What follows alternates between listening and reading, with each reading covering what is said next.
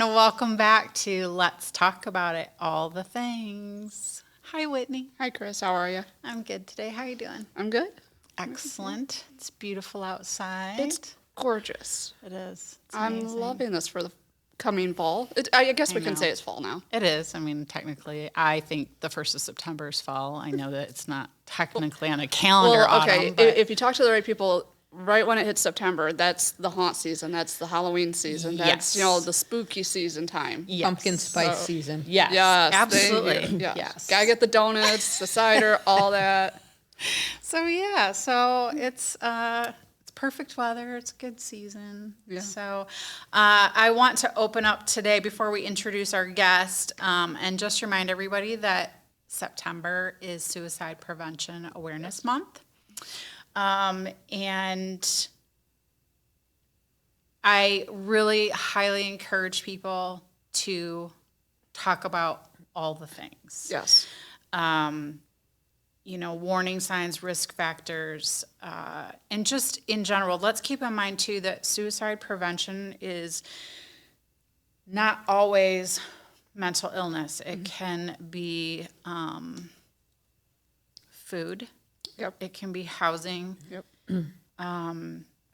It can be financial hardships. Work.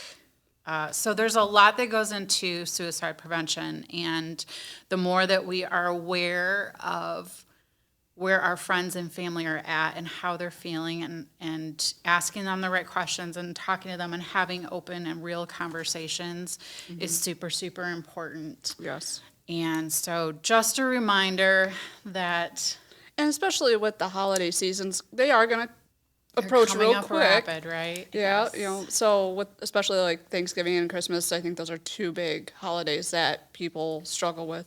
Absolutely. So definitely open up, talk to people. Absolutely.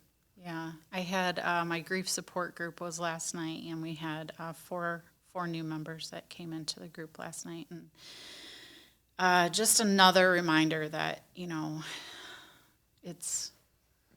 suicide is still very prevalent out there. And while we think that we're making strides in opening conversations about it, we're still losing lives. And so we need to really focus and really check in on people and make sure that they know that they are loved and supported.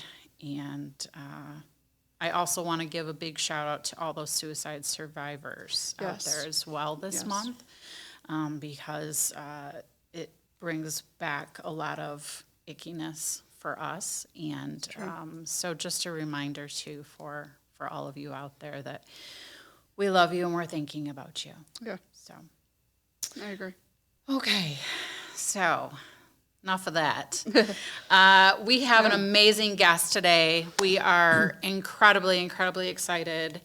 Pastor Stephanie Yes. is with Christ Lutheran Church in Waterford, right on Williams Lake and Airport. Airport, and Williams. Yeah, that's right. Yep. Airport, It's the Airport, Williams Airport. It's right where it jogs. Yes.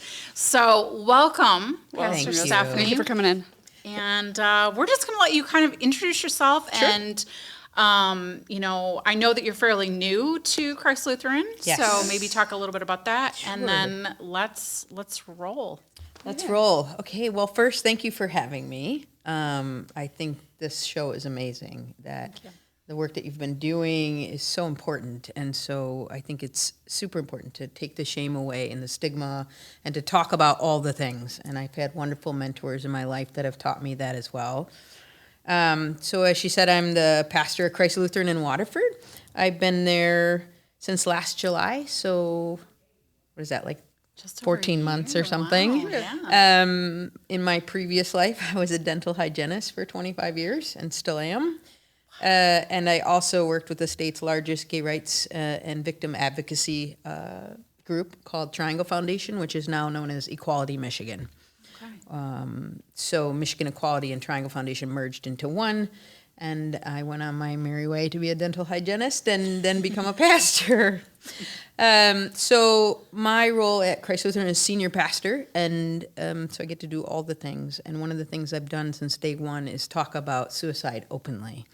So even last September, we had a campaign We had messages where we would talk about the importance of even stopgap things like 988, how to question people. We did a little intergenerational sermon where we brought somebody up and asked them questions and tried to get rid of the belief that you can't talk about it, that you can't ask, that there's still this old belief that if you ask somebody if they're suicidal, they'll go kill themselves. Mm-hmm. And so we've been really open with that. Right now on the sign, there's the ribbon for September's Suicide Awareness and Prevention. Yesterday we did a post for Suicide World Prevention Day, I think it was. Yes. And this is something that's close to my heart. I struggled with suicidal ideation as a teenager.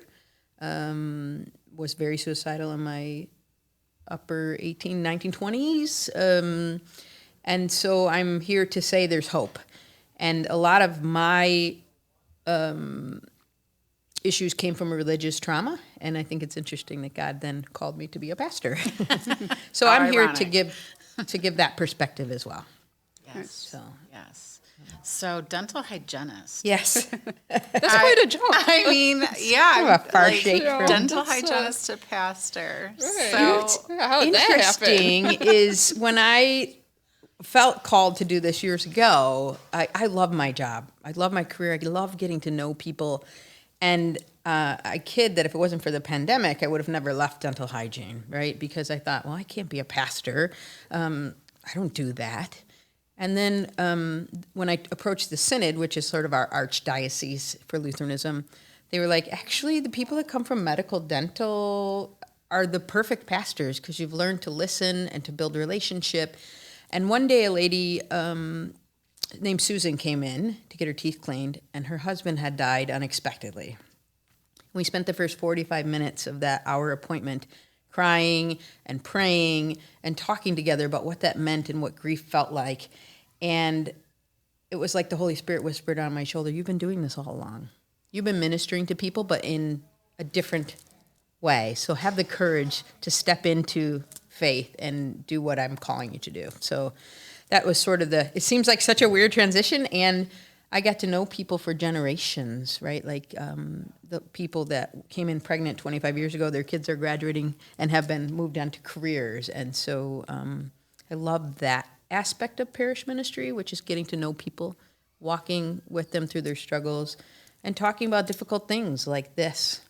I use words from the pulpit that I don't think a lot of people use, like bipolar, manic depressive. I think if we are, as leaders, courageous enough to use words that people are afraid to say, that's when I get people coming up to me and saying, Pastor, you said that schizophrenic word. My daughter is diagnosed now as schizophrenia. I was afraid to tell you, right? So by representing, by being vocal, by not holding shame around these topics, I think we give people hope. Well, isn't it because I'm assuming, Yep. most people think that by saying bipolar and all those Satan words, we'll call them. Yes. That's exactly why they don't say them. I think there is in the religious community, because I was brought up Lutheran and then was involved in an evangelical Pentecostal religion. I've really done sort of every I'm ecumenical at heart, and then back to ELCA Lutherans. And I will tell you that there is a belief in many religious communities that if you deal with mental health illness at all, or if you seek help, or if you do medication, then you're not letting God heal you, that this is a trick of the devil, that mental illness can be prevented with prayer, right? And we in the ELCA and as Lutherans, this kind of Lutheranism, because there's many kinds, believe that's not true, that mental illness just is, and that there's an ebb and flow to it. You have times where you struggle and times where you don't. And Martin Luther talks about melancholy, which is depression, really, and how a person's no more at fault for that than being robbed on a highway, right? If you were to be killed by being robbed on a highway, or if you were, God forbid, complete suicide, you are not to be judged for that. It's not your fault. That's what we believe as Lutherans, that God's grace covers it all. And we have a responsibility to help people when they struggle. Which is very contrary to I mean, especially, I mean, I think more and more religions are maybe changing their views on suicide. However, it's always been so shamed. It is, yeah. Yes. And, it goes back to the old world kind of, like we're now trying not to say committed suicide, right? Yes, Because, completed. it's completed or died by. Right. Because it takes it back to, they're not like committing a crime, and you're not committing a crime, but it Right. goes back to a lot of that Exactly. religious viewpoint of that. So it is nice. I know that there's a lot of religions out there that still, Yeah. Yeah. I mean, have you ever heard anybody ever say to you, oh, well, if you do it, it's God's will? It was, God put you there to, like when, it's like, oh, well, if, you get pregnant, it was God's will for you to get pregnant. Have you ever heard anybody say that? I mean, I've not personally heard people say that directly. Most people would just avoid the topic, but I do know people believe that. But generally, people that believe individuals that have completed suicide, generally, people of right wing would believe that they're going to rot in hell and all this thing, and we just don't believe that. We believe that God's grace is sufficient. That in Romans 8 it says, "Nothing shall separate us from the love of God." That God is near the brokenhearted. I mean, there's all these Bible verses, and so if we're going to fall off the horse, it's going to be on the side of grace. And I believe that that's what God would do. If you read the Bible, it's how Jesus, acted, who he loved. He was always, and that's the other thing, is this intersectionality of increased suicide rates with people from marginalized communities or people who struggle financially in poverty, especially the queer or LGBTQAI community. And there's no research to suggest, like the right wing, the religious people would say, that the reason they killed themselves is because of their sin or their life choice of choosing to be gay, right? Mm-hmm. That's just not true. The reason that there's a higher incidence of suicide rates amongst LGBTQAI individuals, and specifically youth, is because they don't have the support, because they're stigmatized, because they're marginalized, and because they're bullied. So the incidence is higher not because of their gender identity, sexual expression, or how they identify as a queer person, but because of how they're treated because of it. Does that make sense? Yeah. So 100%. yeah, so that's our belief as Lutherans. And we actually were known as the church that would take all the funerals that no one else would. So there are actually churches that won't do funerals for a person who has completed suicide, and we believe that that is a gift that we can give this community. That we will be there to support you. We will be there to, to reassure you that your loved one is fine. It's a terrible tragedy that someone who completed suicide has already been struggling with such pain and all these things, and then to re-victimize the family on top of it is a travesty, in my opinion. Certainly. Yeah. Absolutely. Yeah, no, because it was absurd. And the reason I asked that question was because it was actually Trevor's funeral, and I think it was a Catholic church. I don't recall, so don't quote me on that. Yeah. But the pastor, priest, whoever it was, actually quoted, "Oh, well, God wanted him to do that. He is with him now." Like, he actually said he wanted him to do that. And you cannot believe how mad I got when I heard that. Yeah. But that's why I ask. Like, it just doesn't make sense. I don't think that's theologically grounded. I do think, I don't know the individual. It sounds like they were trying to show some grace where their denomination doesn't allow it, because most Catholic priests would believe that you're going to be going to hell. And just so we lay it out there, I'm not here to bash any other religion. Like, we believe every religion, if it's intended for good, has some good in it. None of us get it all right.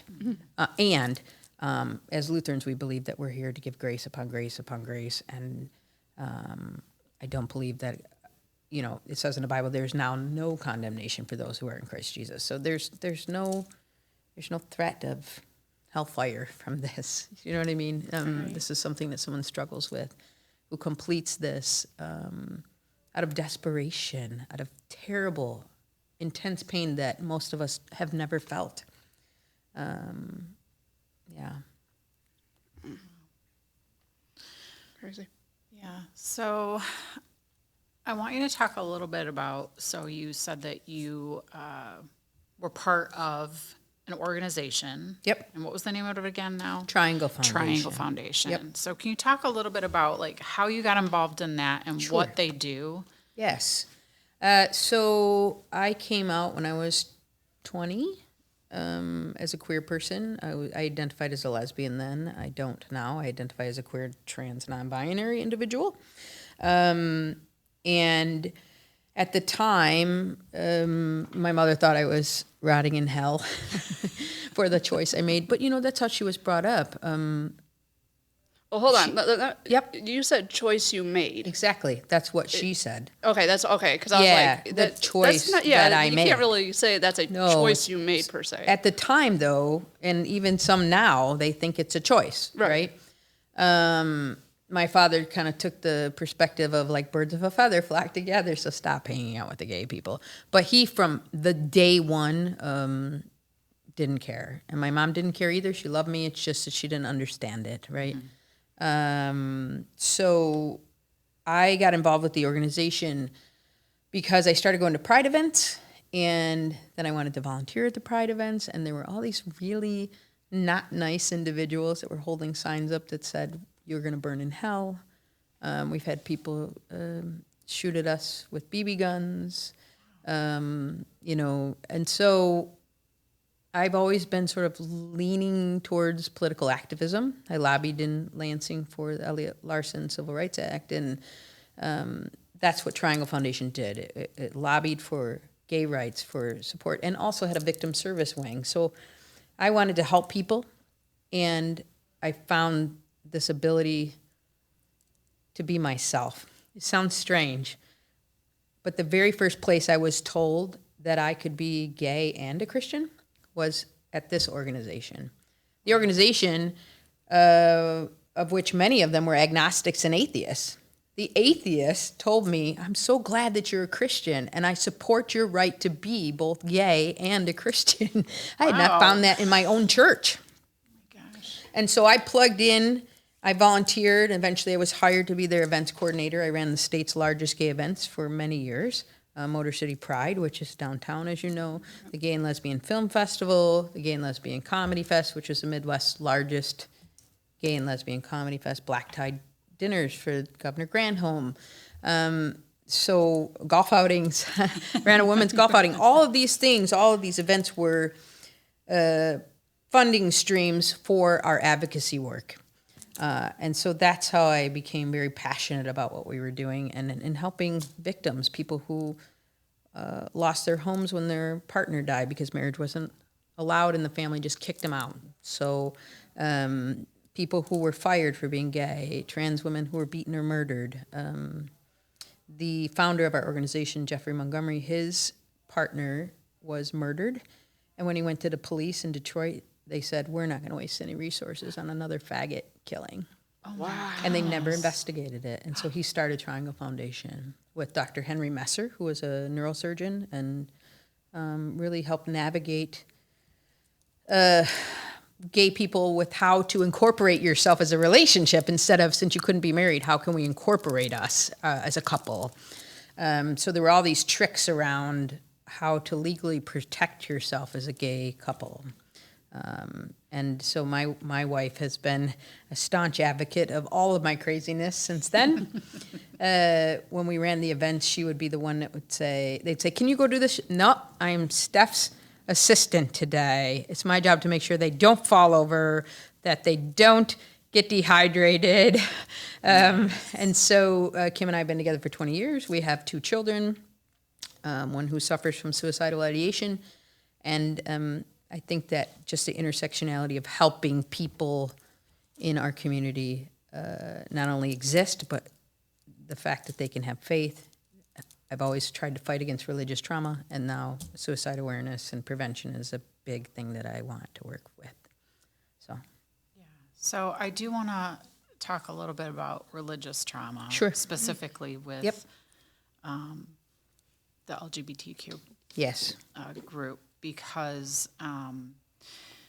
you hear so often that that's not the way that God made us, right?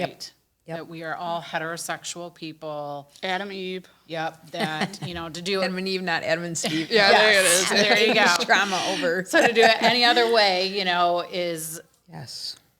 is not, it's not God's way. Yes. And I've really struggled with this even myself because I am very faith-filled and I really believe that God is love. And Absolutely. So I've really had a hard time trying to wrap my brain around the fact that, what do you mean God doesn't love all people? He only loves certain people. Mm-hmm. And that doesn't make sense to me. And that isn't the God that I believe in. And that's not the God. I mean, when we say that God loves all people, he loves all. That means all. That means everybody, right? Yes. And, there's that, a lot of, religious people will say that, to be queer, gay, lesbian, that it's a mental illness. Yeah. But don't you think they could come back with, isn't that how he created me? So I want to talk a little bit about that with you because That's such a debate. I hope I do this justice because it's so easy for the other side to just say, if I were to say, Whitney, what you said, which is this, that's how God created me. It's so easy for the other side to dismiss that and to say, well, that's because you're mentally ill. That's because you're living in sin. That's because you're believing the lie of the devil. Here's what I'll say. There's talk of, and I was taught by a pastor, that if you are so far gone, meaning you're gonna, I don't believe in hell, first of all, but if you're gonna rot in hell and you're just a terrible person, you're out killing people, if you're gonna link me to them, let's go there, okay? If you're so far gone, you wouldn't give a crap what God thought, right? But if I can love a God who could condemn me to hell for being who I am, that shows there's love in me, right? So how could I love a God who could condemn me? I would just be too far gone. I wouldn't believe. I wouldn't have faith at all. The fact that you hold on to faith dearly, knowing what people are whispering in your ears about what your kid has done or what you believe or who you're choosing to be, quote unquote, in case you're not watching on video, that just shows that they're wrong, because love begets love, begets love, begets love. And so to me, God is love, period. God loves all, period. No exceptions, truly. I will say, if I may, churches that say all are welcome, that is usually, and people think we're trying to be inclusive, why do we have to single out specific communities? All are welcome as a sign in front of your church is really a red flag and a sign to run the opposite direction for a LGBTQAI person.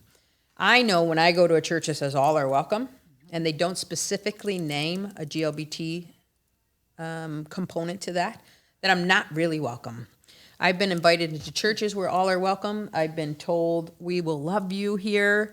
And then within 6 months, they want to know why I'm not saved. They want to know how come I haven't given my life over to God.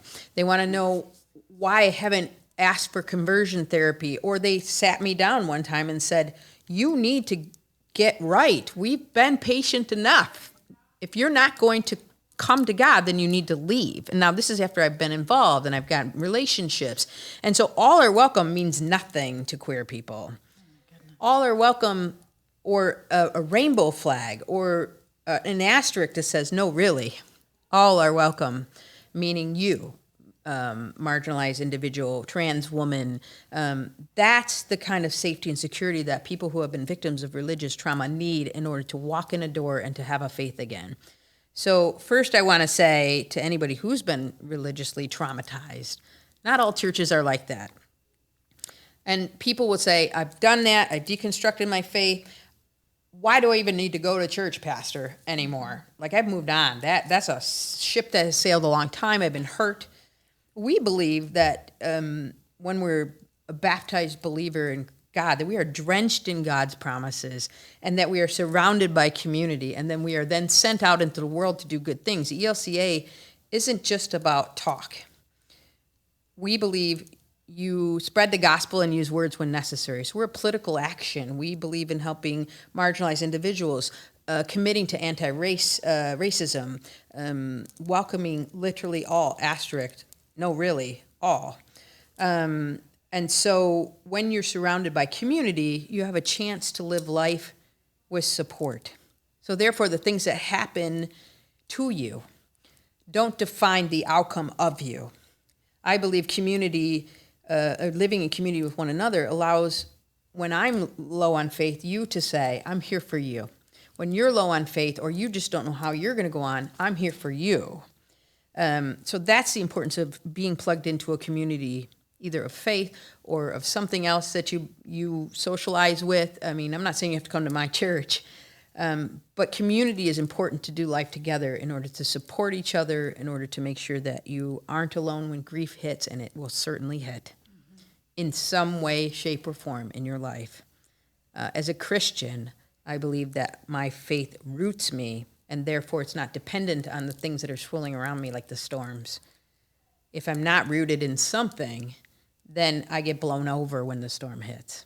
So that's my goal, is to tell people who have been religiously traumatized that not all of us are like that. There are many churches and many denominations that will love you and support you and remind you that not only are you accepted as a queer person, but that you are not just tolerated, you are celebrated for being who you are. And that's my goal, or my role at least. It's so funny because I always told God, like, don't put me in with the gay issues anymore. I did this for so long. It's so frustrating. People don't get it. And then I was called into this, and I was like, I'm just going to be a parish pastor. I'm just going to get to know people. And all the time, God keeps calling me back to the intersectionality of faith and LGBT issues. So I think it's important to represent so people know they're not alone. Yeah. And if I may do a slight comparison, Yeah. it's kind of like going to therapy. If you don't find the right person initially, try somebody else. Exactly. So if you don't find the right church for you, try another one. Don't lose hope that, oh, nope, didn't work out, never doing it again. Yeah. Just try and keep finding it. And Lord knows you don't have to have a building to have faith. Exactly. Many people have a faith, and a very strong faith.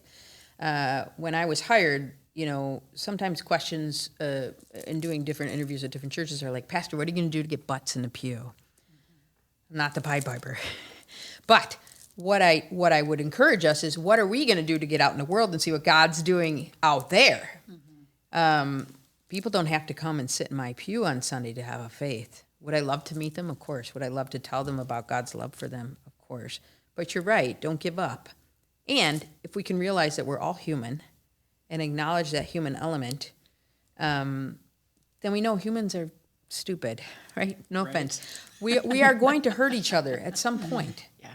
If we can give each other the grace to stick in it, to have hard conversations and to work it out, then we're not going to let little tiny petty incidences or things that might have deeply hurt us keep us from a faith with God, because God's not that person who's hurt you. So I always prayed to God that, give me a childlike faith. Keep me in this faith. No matter who says I can't have it, no matter how many people say I'm going to burn in hell, I feel that love from God. I feel that light and love that comes into me and hopefully will go out of me onto other people, and hopefully prevent more suicides in the future. So I love all of everything that you just said. Okay. I am also a very faith-filled person who does not fill a seat in a pew. Yeah. And that's just, for me, church is the woods, or Yep. like I took a walk with my dog today, just in the neighborhood. That's and, church. And I actually today I literally talked out loud to God because I was just feeling a little today. Yeah. So I'm grateful for you to actually say that out loud, Yeah. because, you also hear so often, if you're religious or you're Christian or whatever, that, you need to go to church. And, Nope. Yeah. and I don't find that. I actually find that my faith is stronger, not in a Not building. there. Right. Yeah. It's like, why do you Yeah. have to be in that one specific building to have your views? Where is the pastor's church, do you think? Like, who's the pastor's pastor? For Yeah. me, it's hiking in the woods. It's sitting on a beach. It's closing my eyes and being still and knowing that I am God, is what God says, right? So faith looks like a lot of different things to a lot of different people. And I don't think that God cares or judges. In fact, I think that God's asking us to reevaluate the state of the church and what it means to the society and how we used to do things and what are we going to do in the future. Because, you've heard it said before, if this was a Christian society, there would be no people without health care. There would be no homeless people. There would be no hungry children. There'd be no mother struggling to work 3 jobs to make ends meet while her child is in the hospital. If this was a Christian society, everybody would be cared for. And so I can see why people think, oh, those hypocrites. Yeah. And it's my job to live the best that I can and just do what I can. It's not my job to save the world. It's my job to be a light in the dark corner of my area, right? Yeah. So, yeah, for sure. Is Christ Lutheran the first church you've been a pastor at? So officially, yes. I was a vicar at Abiding Presence in Rochester Hills, which means like pastor in training. I've been involved with the church and in some form of ministry for 30 plus years. I've taken kids on mission trips overseas. I've lived overseas on mission trips myself. I've always been involved in some way with the youth groups or plugging in. But as an 8-year-old, I knew I wanted to be a pastor. And in my denomination of Lutheranism, women aren't allowed to be pastors. So I remember there was a seminarian that came in, and I was like, oh, seminarian, that's a cool word. I want to do that. And he was like, you can't, you're a girl. And so I was like, okay, I can't be. That's the first time, because my mother taught me, you can be anything you want to be. Yeah. She was the first female usher in that church. So Wow. can you imagine you had to fight as a woman to hold the offering plate and pass it? But then I was told I couldn't be a pastor because I was queer, right? So you're constantly fighting to exist. And I think that's where people struggle with things like mental health and depression. And let me say this, you were talking about having a conversation with God. I think that's very cool, first of all. And I think that you are allowed to scream out to God. That's what one of the things I say is you have to be honest with God because God already knows. And so to lament or to cry out and to scream is a holy form of prayer. To say, I don't get it, God. Where are you? Or to keep searching for the answers that, the answers to the questions that never come, right? God can take it. God can say, I don't understand, and I'm pissed off about this. I often have conversations like that, like why my daughter struggles so much with school and bullying and suicidal ideation, and she's been in and out of hospitals. And so we talk very openly about that as a family so that others will know they're not alone. And Christ Lutheran was the place, you said, is it the first? Yes, and it was the place that God intended for me because they get it. They have special needs people there. They don't shy away from accepting all types of people, literally. They don't care if you're gay, straight, trans, young, old, of any race. And we have a group there called Spiritual Care for Special Adults, which is like a special needs group. So when I came in with my daughter, they didn't flinch. When I have to take time off to take her to a crisis center, they don't flinch. They pray, and they ask how they can support me. And that's community. that's what I hope people will do, Yeah. is get rid of the shame, get rid of the stigma. Pastor Steph's kid can struggle with it. Anybody's kid can struggle with it. Yeah. Pastor Steph struggled with it as a kid. Anybody can struggle with it. And yet there's hope and grace and a chance to become. And if you have one person who's supportive of a queer teen, they're 85% less likely to kill themselves. So be that person. Yep. If somebody comes up to you and comes out, to you, Be the person, even if their parents won't, that will support them. Be the person that uses the right pronouns and respects their identity, and help our young people not struggle so much. Yeah. So when you stated that you were suicidal. Yep. 18, 19s, 20s. Started at 14, yeah, and in my 20s. Yeah. So, I mean, was a lot of that kind of tied to your identity at the time, trying to figure out that, or like, and even like in the midst of all of that struggle, Yep. this is kind of a twofold question, because Yep. I'm curious, how did you pull yourself out? There's Yeah. so much hope, and we preach support and love and Yep. and talking to people and doing all the things, and Yeah. how did you cross the good side and So, that's a good question. I will say this: support. Being honest. Was it tied to my identity? At 14, it was more tied to the chaos in my family, the divorce. At 18, 19, 20, when I came out, it was more tied to that. I would say that isolation is bad. I luckily had a friend in college that reached out, made sure, asked questions, made sure I wasn't alone. And as far as getting out of it, that's tricky because depression is a real thing. And it's an ebb and flow. And I've had people ask me at church, Pastor, do you get depressed? Of course I do. And for somebody I think for somebody who's ever dealt with suicidal ideation, old habits die hard. I think that once your brain has gone there, and it's difficult for people who have never had that thought to understand. But I think once your brain has gone there, it always goes there. Mm-hmm. And what I say to it now is get to the back of the line. I'm not going to do that. My family needs me. My church needs me. My community needs me. I need to be here to speak up for individuals who are struggling. I need to show that nothing you say to me is so scary that I will run away and abandon you. It is my job to be the person I needed when I was 19 or 20. That's my drive. Queer issues, religious trauma, and suicidal awareness and prevention are my top 3 callings. I firmly believe it, which is why I was so excited to work with you and to sponsor the 5K.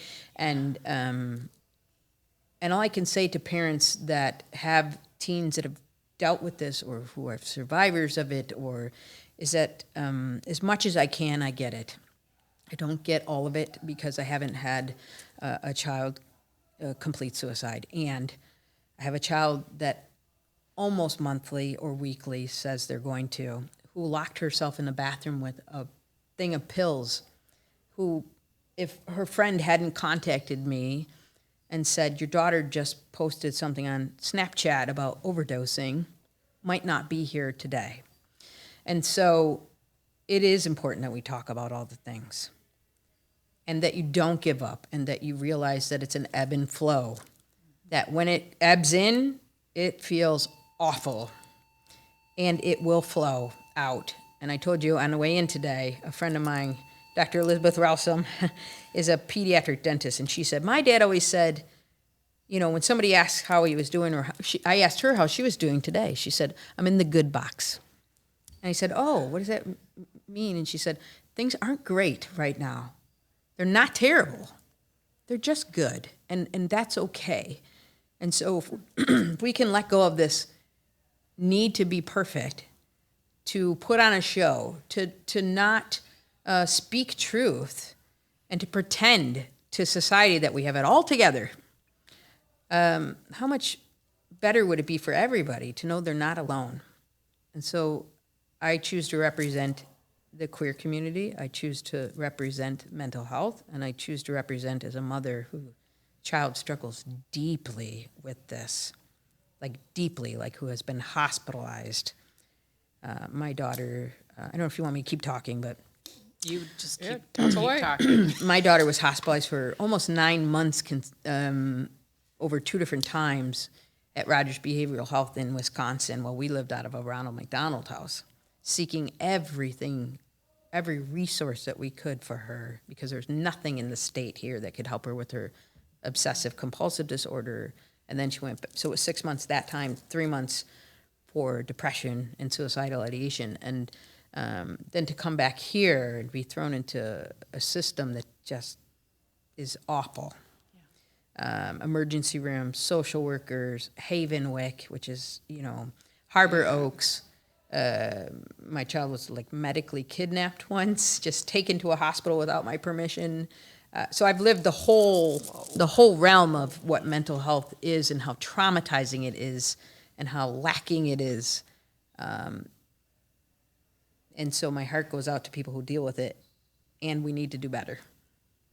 Yeah, we do way Yeah, better. I completely agree with that. I recently, I did a bunch of research. I wrote a grant for some funding, and upon all of my research, I discovered that the state of Michigan ranks 35 out of 50 for mental health resources for youth.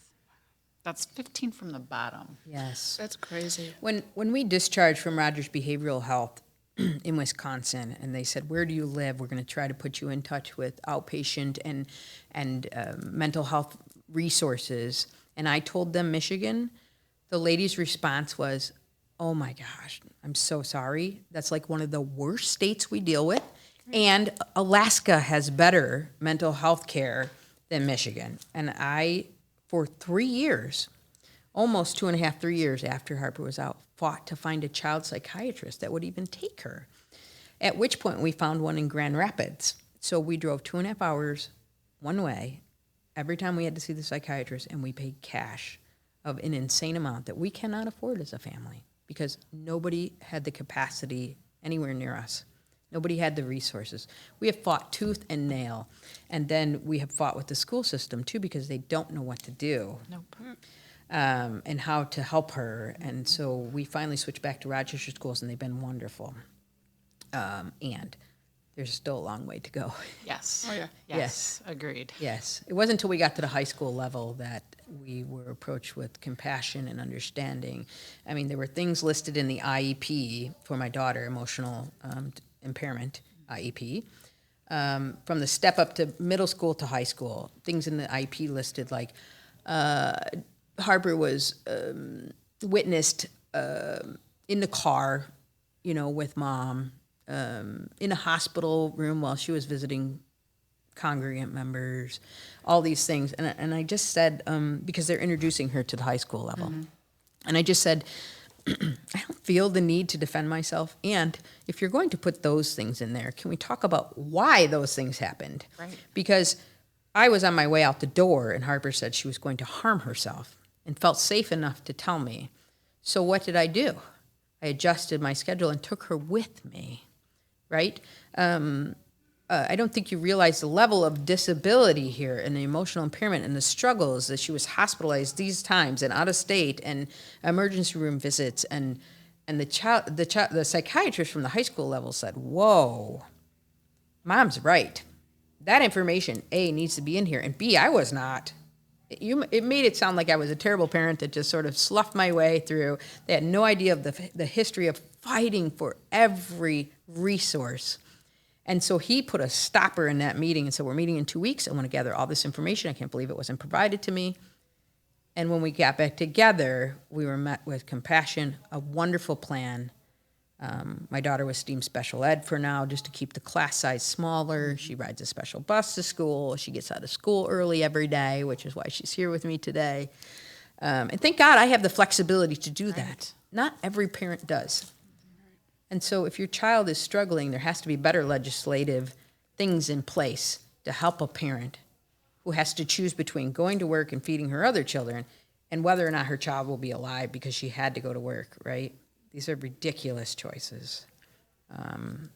So as a pastor in this community, I feel it's my job to support, to love, to reassure people that God loves them, that God loves your child, and to fight for better mental health resources for our community. Yeah, Yeah. yeah, because they are sorely lacking. Oh, yeah. That is for sure. Shocking. Yes, I just very read much. a thing, I don't know, a few months ago, but it astonished me that there's actually legislation out there trying to pass that makes it okay for your child to take X number of mental health days off of school. Oh, wow. And I thought, wow, that's a thing. So we have to differentiate between physical health and mental health. So if they have a cold, we can keep them home and that's okay. But Right. if they're struggling, Yep. we can't without some special permission. Like, Right. Right. That What- doesn't make sense. That's like, hold on, let's confirm this first, and then we'll decide. I think parents that have Like, been in this no. position understand the system and how to roll with it. Like I called Harper off yesterday. Reason, she's not well. Period. She is not well. Emotionally, physically, doesn't matter. right. Right. It doesn't matter. I don't need to go into all the details and re-traumatize myself over and over because you don't understand what's going on here. Right. And think she's just being a manipulative teenager. Yeah. Harper said to me on the way out the door this morning, Mom, when I get home from school, can we go to Common Ground? I feel like I'm in crisis. She wasn't trying to get out of school. She literally said, I'll go to school first. And I think the misconception is that these kids manipulate or pretend or don't want to go to school, but we don't know what they're dealing with there. We don't know what it's like to be in the hallway with somebody who makes fun of you for having two moms. Right. We don't know what it's like to be there with a bully who in fourth grade pushed you down the stairs. And that doesn't seem like a big deal to you and I as adults. But as a person like my daughter, who's almost 14 and has not been in person school for 4 years, to confront that person, there's this anticipatory building anxiety now for the last 3 years. Is he going to do it again? We're in the same building. Am I safe?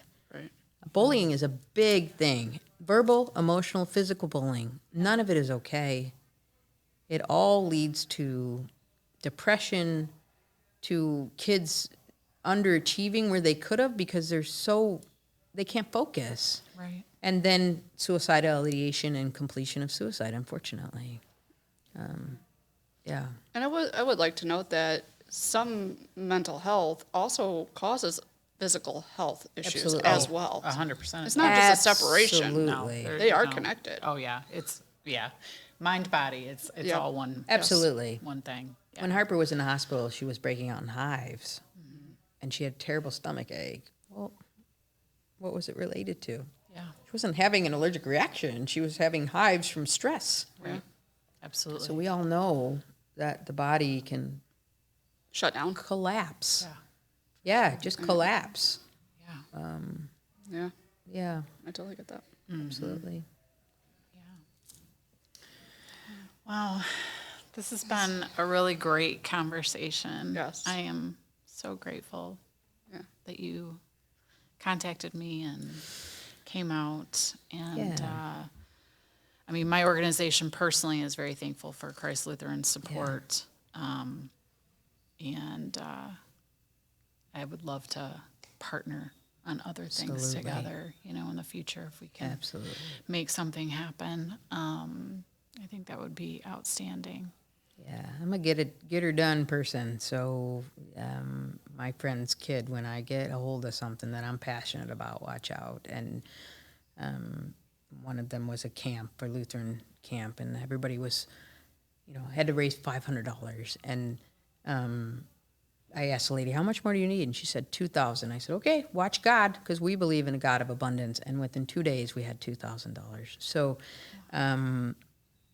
I firmly believe that our job as a 80-year-old pillar of this community at Christ Lutheran is to be involved in community things that matter. And so I want to thank you. Not being from this area, I knew what On Dragonfly's Wings was. And when I found out it was local to this area, I thought, what a gift to this community. And I see big things happening because of what you're doing. And so I'm grateful to both, to all the people, and Pastor Kate Zawicki for introducing me to this, to you really at the 5K. And there's no time to waste. Yeah. We have to talk about it. We have to be present. We have to show up, and we have to all do our little part. Yep. And together we can make a big difference, I think. Certainly. Thank you for having me. Yeah. And you. God Thank loves you. you. No matter who you are, I promise. There's nothing you can do that would make you forsaken. Our God is a God of grace. And so Agreed and amen. Yeah. I have to end on a religious note, since I'm not just a dental hygienist, but a pastor. You are a pastor as well. And so, if I may, too, you do not have to come to my church. If you ever need to talk, if you want to discuss anything that I've talked about today, or if you have questions because a family member has completed suicide and all you need to hear is why they're not in hell, call the church.